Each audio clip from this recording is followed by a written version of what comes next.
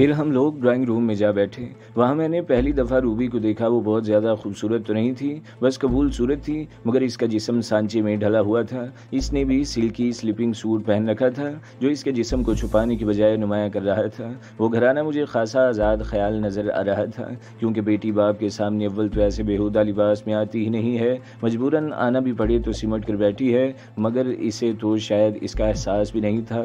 وہ میرے سامنے صوفے پر اس انداز میں بیٹھی تھی گویا مجھے اپنی اداؤں سے زیر کر لے گی۔ اچانک فون کی گھنٹی سن کر میں چونک اٹھا۔ فون روبی کے نزدیک ہی سائڈ ٹیبل پر رکھا تھا۔ میں نے بجلی کی سی تیزی سے ریوالور نکال لیا۔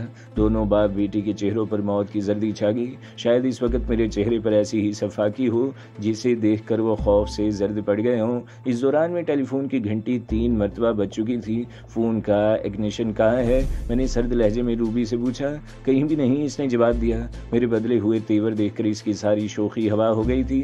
ٹیلی فون کی گھنٹی مسلسل بج رہی تھی۔ میں نے آگے بڑھ کر ریسیور اٹھا لیا اور اقبال بھٹی کی طرح بھرائی ہوئی آواز میں بولا، ہیلو سر، میں لطیف بات کر رہا ہوں۔ دوسری طرف شاید اقبال کا کوئی ماتحت تھا۔ ہاں بولو، میں نے بیزاری کا مظاہرہ کیا۔ کام ہو گیا سر؟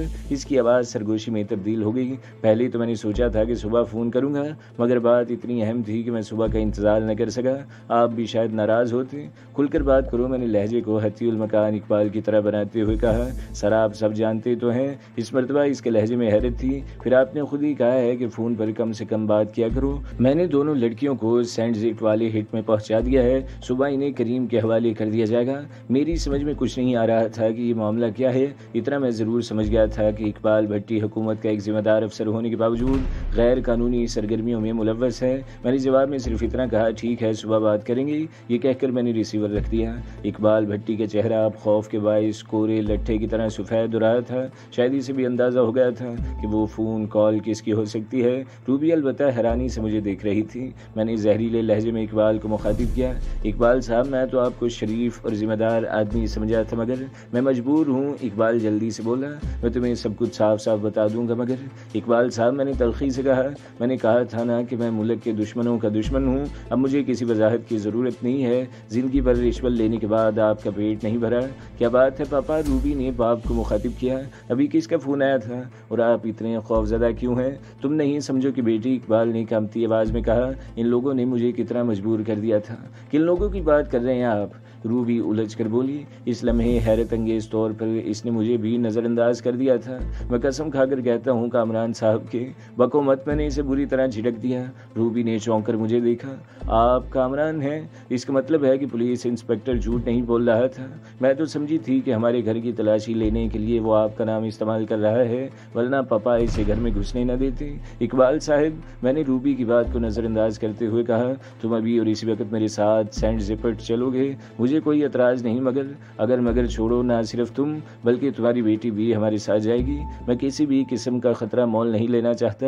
پھر چند لمحے توقف کے بعد میں نے کہا، اپنی گاڑی نکالو اور گیٹ پر موجود پولیس والوں سے کہو کہ تمہاری بیٹی کی طبیعت اچانک بگڑ گئی ہے، اسے ہاسپٹل لے کر جانا ہے۔ میں تمہارے ساتھ چلنے کو تیار ہوں، مگر روبی کو ساتھ مت لے جاؤ تاکہ ہمارے نکلتے ہی یہ شور مچا دے اور پولیس ہمارے تعاقب میں چل پڑے۔ پھر میں شفاق لہجے میں بولا، اسے صرف ایک صورت میں چھوڑ سکتا ہوں۔ میں نے گھور کر روبی کی طرف دیکھا کہ پھر کبھی یہ بولنے کے قابل نہ رہے، اور یوں بھی پولیس کو مطمئن کرنے کے لیے اس کا ساتھ جانا ضروری ہے۔ پھر میں روبی سے مخاطب ہوا، جا کر ڈھنگ کے کپڑے پہنوں، اس کے لیے میں تمہیں صرف 5 منٹ دے رہا ہوں۔ اپنی بہن کو اٹھانے کی کوشش مت کرنا، ورنہ میں اسے ہمیشہ کے لیے خاموش کر دوں گا۔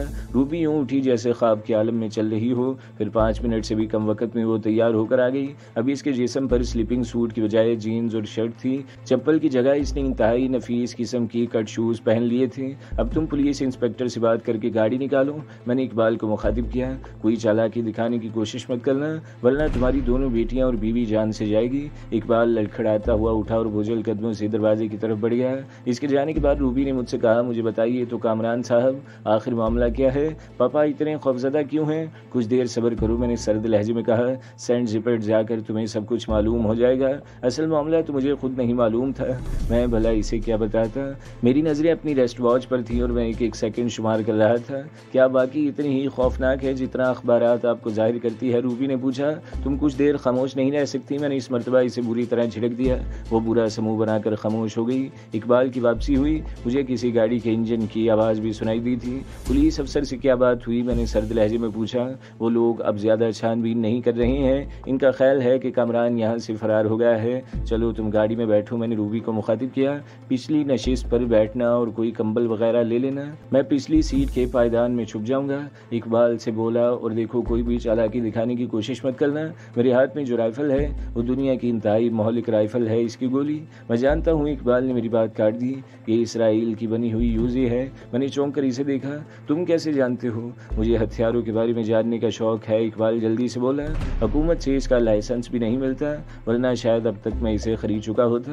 پھر وہ چند لمحے کے توقف کے بعد بولا، ویسے میرا مشورہ ہے کہ آپ اس وقت سینٹ زپٹ نہ جائیں، وہاں جانا اس وقت خطرے سے خالی نہیں ہے، وہاں کوئی گڑبڑ ہوگی تو سارا الزام آپ مجھ پر رکھ دیں گے، اس کی تم فکر مت کرو۔ میں نے بیزاری سے کہا، میں جہاں جاتا ہوں خطرات مجھ سے پہلے پہنچتے ہیں، تم نے بھی یہ دیکھا نہیں یہاں کتنا زبردست خطرہ میرے لیے ہے، چلو اب دیر مت کرو۔ میں نے کہا، پھر اچانک مجھے خیال آیا کہ یہاں سے دلاور کو فون کیا جا سکتا ہے، پیٹر ٹریس بھی کرے گا تو کر لے، وہ تو جانتا ہے کہ میں اس بلڈنگ میں موجود ہوں۔ پھر خود ہی میں نے اپنا ارادہ مسترد کر دیا، کال ٹریس ہوتے ہی پیٹر یہاں موجود پولیس والوں کو اطلاع کر دیتا ہے اور خود بھی چڑھ دوڑتا ہے، اس لیے ایک بار پھر مشکلات کھڑی ہو سکتی تھی کہ سوچ میں پڑ گئے کامران صاحب۔ اقبال نے مجھے خاموش دیکھ کر پوچھا، میری مانے تو سینٹ زپٹ جانے کا خیال چھوڑ دیں؟ اچھا بس، میں نے سرد لہجے میں کہا، اب نکل چلو۔ روبی نے بیڈ روم سے کمبل اٹھا لیا اور چلنے کو تیار ہو گئی، وہ ساتھ ساتھ بڑبڑاتی بھی جا رہی تھی، نہ جانے کیا بات ہے، نہ پاپا کچھ بتاتے ہیں اور نہ کامران۔ گاڑی کتنے فاصلے پر ہے؟ میں نے پوچھا۔ برآمدے کے بالکل سامنے سیڑھیوں کے پاس کھڑی ہے، آف وائٹ ٹویوٹا کراؤن ہے۔ میں نے روبی کے جسم پر کمبل لپیٹ دیا اور اقبال سے کہا، تم اسے سہارا دے کر گاڑی تک لے چلو، پچھلی نشست کا دروازہ کھلا رکھنا، میں بھی موقع دیکھ کر پہنچ جاؤں گا۔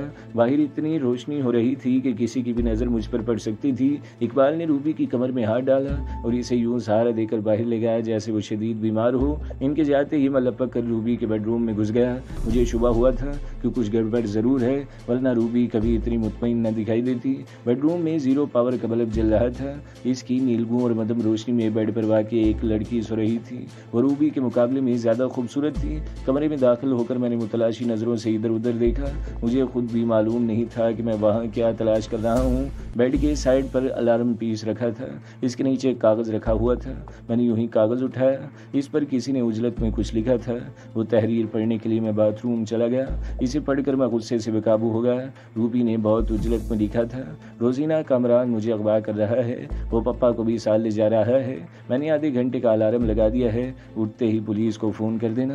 میں بھنا کر رہ گیا، وہ لڑکی روبینہ جتنی احمق نظر آ رہی تھی اتنی تھی نہیں۔ یہ خط روزینہ نے اسی وقت لکھا تھا جب وہ کپڑے بدلنے آئی تھی۔ آدھے گھنٹے بعد کا الارم اس خیال سے لگایا ہوگا کہ اگر مجھے کسی وجہ سے جانے میں دیر بھی ہو جائے تو الارم بجنے نہ لگے۔ اب مجھے احساس ہو رہا تھا کہ روبینہ اتنی سہمی ہوئی بھی نہیں تھی جتنا ظاہر کر رہی تھی۔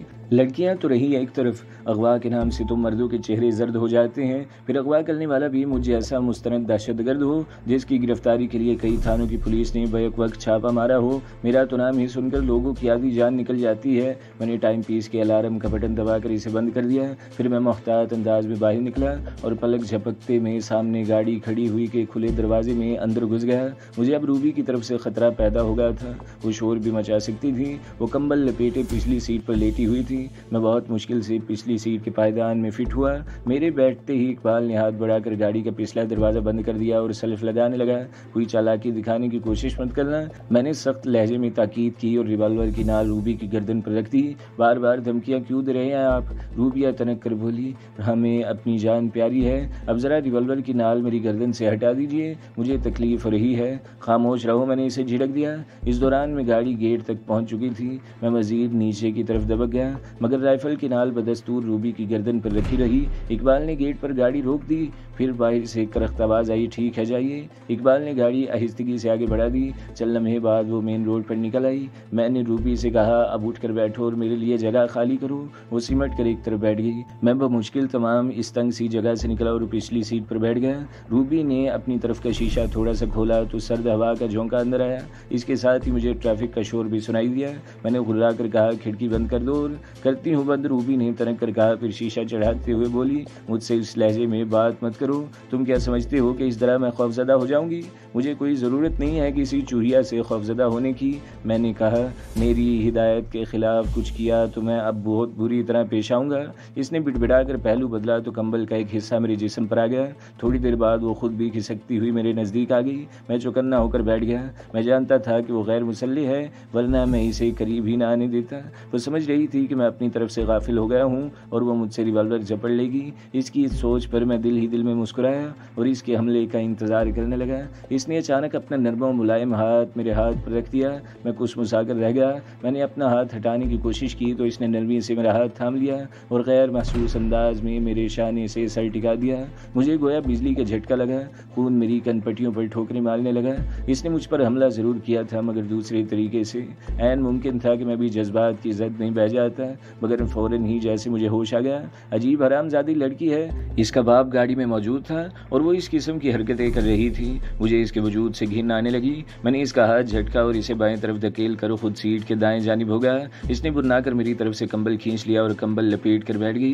میں نے کھڑکی سے باہر دیکھا، ہم ہسن اسکوائر کی چورنگی کراس کر چکے تھے اور ناظم آباد کی طرف جا رہے تھے۔ میری ایک بات مانو گے کامران، اقبال بھٹی نے اچانک کہا، تم پہلی بات بتاؤ، ماننے یا نہ ماننے کا فیصلہ تو میں بات سن کر ہی کروں گا۔ میں نے سرد لہجے میں کہا، وہاں مت جاؤ۔ اس نے خوش آمدانہ لہجے میں کہا، وہاں ہر طرف موت ہوگی اس وقت۔ اس کی آواز بری طرح لرز رہی تھی۔ اگر وہ اداکاری کر رہا تھا تو بہت کمال کا ایکٹر تھا، مگر مجھے اب ان باتوں کا اتنا تجربہ ہو چکا تھا کہ میں جھوٹ اور سچ میں خاصی حد تک تمیز کر لیتا تھا۔ اقبال کے لہجے میں مجھے سچائی محسوس ہو رہی تھی۔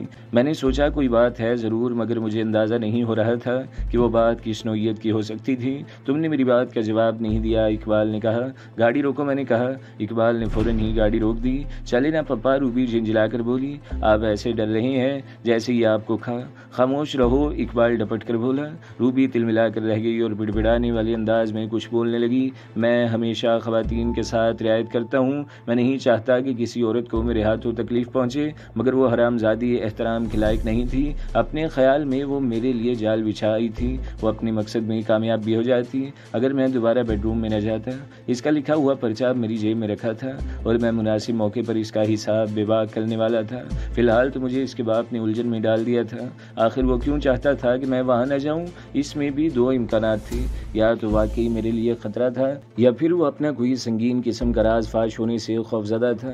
ویران اور سنسان جگہ دیکھ کر میں نے اسے گاڑی روکنے کو کہا۔ اس نے فوراً گاڑی سڑک کے کنارے روک دی۔ میں نے سرد لہجے میں کہا، جب تک مجھے پوری بات نہیں بتاؤ گے میں تمہاری کوئی بات نہیں مانوں گا۔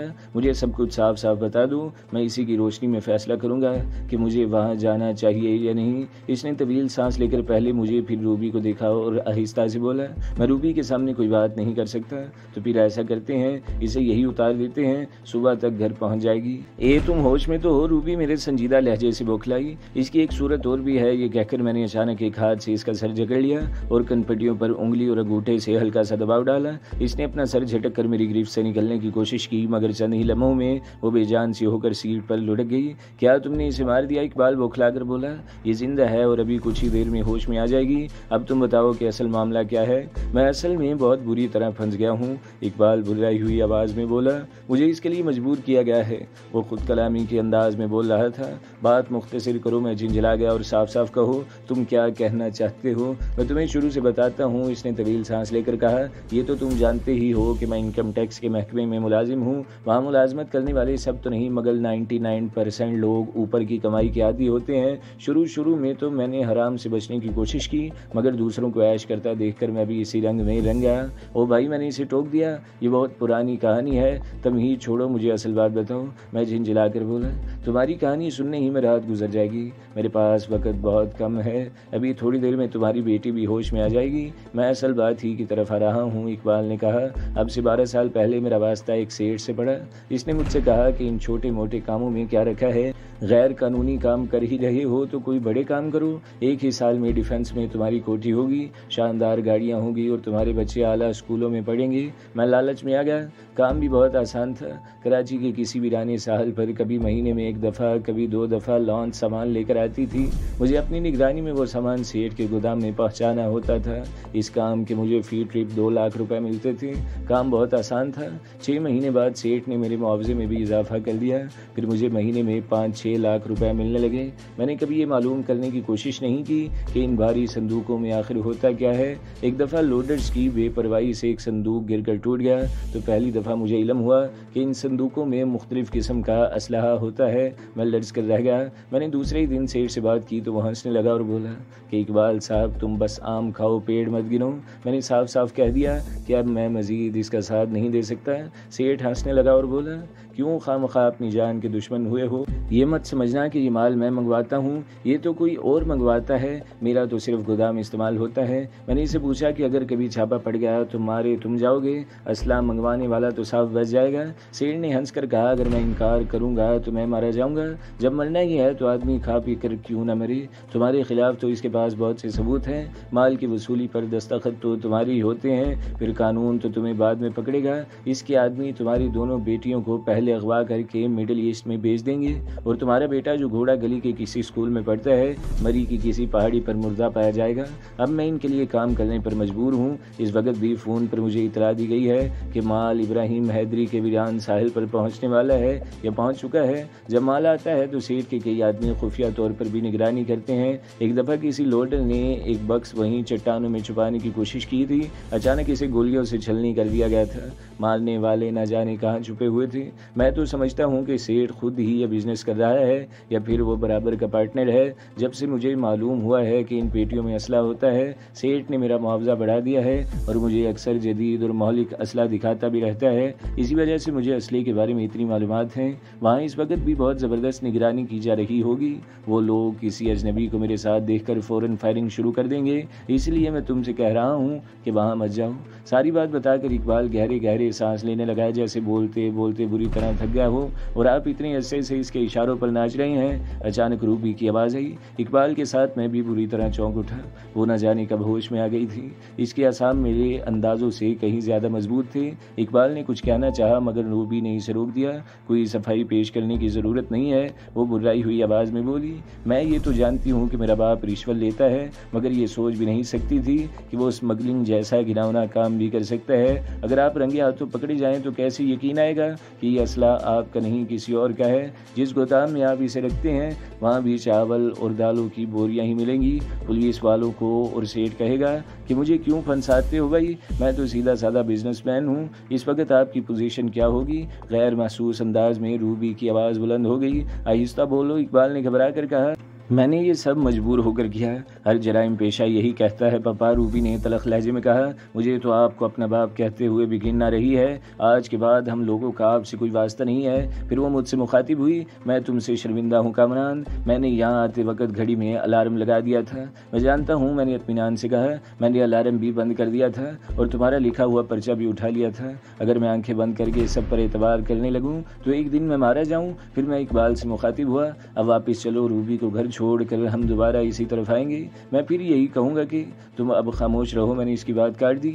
इसने गाड़ी का रुख मोड़ा और खासी तेज़ी से ड्राइविंग करने लगा.